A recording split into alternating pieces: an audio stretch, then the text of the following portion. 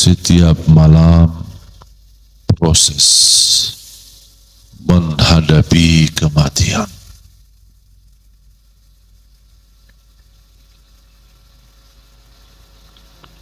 Sekiranya nyawaku dipertahankan,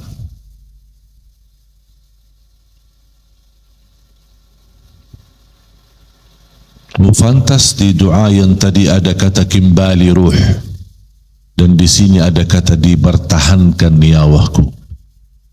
Rahmatilah, karena semua orang yang mati mengharap rahmat dari Allah Subhanahu wa Ta'ala.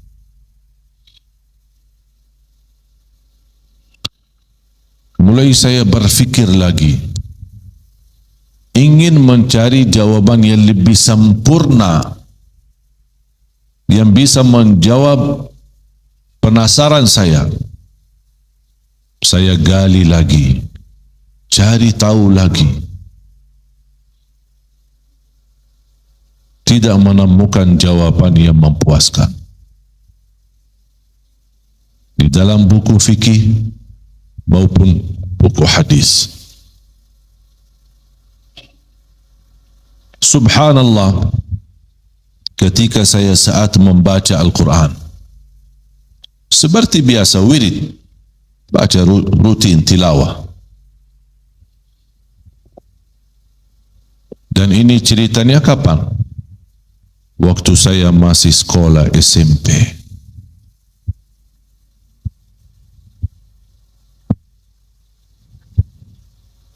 Waktu saya masih di Madinah. Saya baca bacaan rutin. Walaupun waktu itu alhamdulillah sudah hafal Quran. Saya baca, sudah sekian waktu saya cari, tidak dapat terjawab. Subhanallah, ketika satu hari saya sedang membaca tilawah sampai kepada surah Az-Zumar, surah 39. Dan ketika saya lagi membaca sampai kepada firman Allah Subhanahu wa taala, A'udzubillahi minasyaitonir rajim. Allahu yatawaffal anfusa hina mautiha wallati lam tamut fi manamiha fayumsiku allati qada 'alayha al-maut wa yursilu al-ukhra ila ajalin musamma inna fi dhalika laayatin liqaumin yatafakkarun. Di saat saya baca ayat ini, tidak terlalu perhatikan. Saya lanjut ayat berikutnya. Begitu saya baca ayat berikutnya, terasa ada semacam tusuk di hati. Langsung saya sadar. Saya kembali kepada ayat yang tadi. Saya baca. Saya balik lagi, baca lagi. Saya balik lagi, baca lagi. Oh, ini jawabannya yang selama ini saya cari.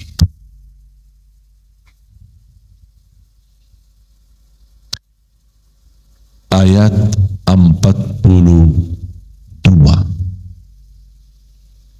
Ini menjadi PR untuk Bapak Ibu. Pulang ke rumah, kalau bisa fotokopi ayatnya sama terjemahannya dan simpan di dinding kamar. Karena ini ayat, kalau belum bisa menyadarkan kita, sayang sekali hatinya sudah mati. Surah Az-Zumar, surah 39, ayat 42. Kita sedikit baca. Ada enggak yang bawa terjemahan Quran atau dari HP-nya? Bisa enggak dibacakan? Bacakan terjemahannya. Saya ingin jemaah sekalian sedikit kita hayati, tidak lama-lama, dan saya akan akhiri.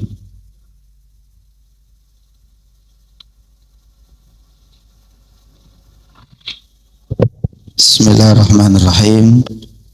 Allah memegang nyawa seseorang pada saat kematiannya. Ya, satu. Allah memegang nyawa seorang pada saat kematiannya. Itu sudah jelas. Tidak perlu dijelaskan kan? Kalau kita mati, yang memegang nyawa kita siapa? Allah, sudah clear. Terus yang kedua, lanjut. Dan nyawa seseorang yang belum mati ketika dia tidur. Berarti Allah memegang nyawa kita berapa kali? Dua. Saat kita mati, meninggal dunia, dan di saat kita tidur. Kalau saat kita tidur, butuh penjelasan lebih dalam. Makanya Allah jelaskan. Kalau soal di saat kita mati, dimegang nyawa kita oleh Allah, tidak perlu dijelaskan, sudah jelas. Tapi di saat kita tidur, nampaknya belum begitu jelas, makanya Allah lanjutkan dan Allah gambarkan secara detail apa yang terjadi di setiap malam. Terus, maka dia tahan nyawa orang yang telah dia tetapkan kematiannya. Tidur, Allah megang nyawa saat tidur, dan dia bisa jadi kemungkinan besar dibertahankan nyawanya kalau sudah ditetapkan kematiannya. Dibangunin tahajud, dibangunin subuh, sudah inna lillah wa inna ilaihi raji'un. Dibertahankan nyawanya oleh Allah. Berarti yang sudah jelas dan pasti, nyawa kita dibertahankan oleh Allah, dicabut oleh Allah, dimegang oleh Allah, itu sudah pasti. Yang belum pasti, apakah kembalikan atau tidak. Makanya tadi saya bilang apa di awal acara, di awal tausiah, kemungkinan besar mati, kemungkinan kecil hidup.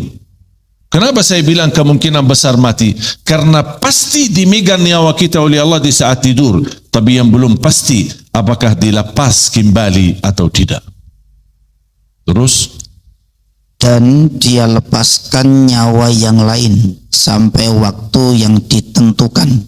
Dan melepaskan nyawa yang lain sampai waktu yang ditentukan. Selamat Bapak Ibu, masih punya umur.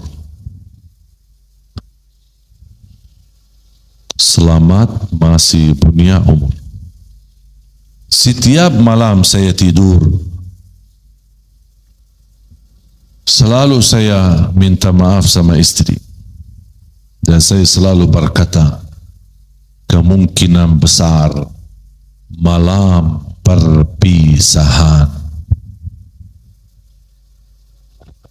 Maafkan saya. Mungkin selama ini saya belum bisa jadi suami yang baik, menjadi imam yang baik untuk kamu. Maafkan. Malam perpisahan. Saya selalu usahakan sesuai ajaran Islam, kalau mau tidur, usahakan dalam keadaan wudu. Kenapa? Bisa mati. Kemungkinan besar mati.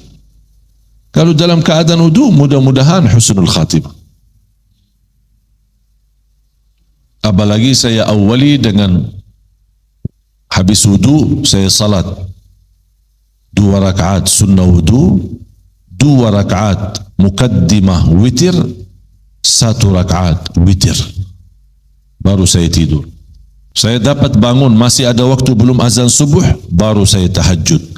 Tapi tidak boleh witir lagi, karena sudah witir duluan. Seandainya tidak punya umur lagi, sudah tahajud duluan, sudah witir duluan, dan tertulis nama kita ahli witir.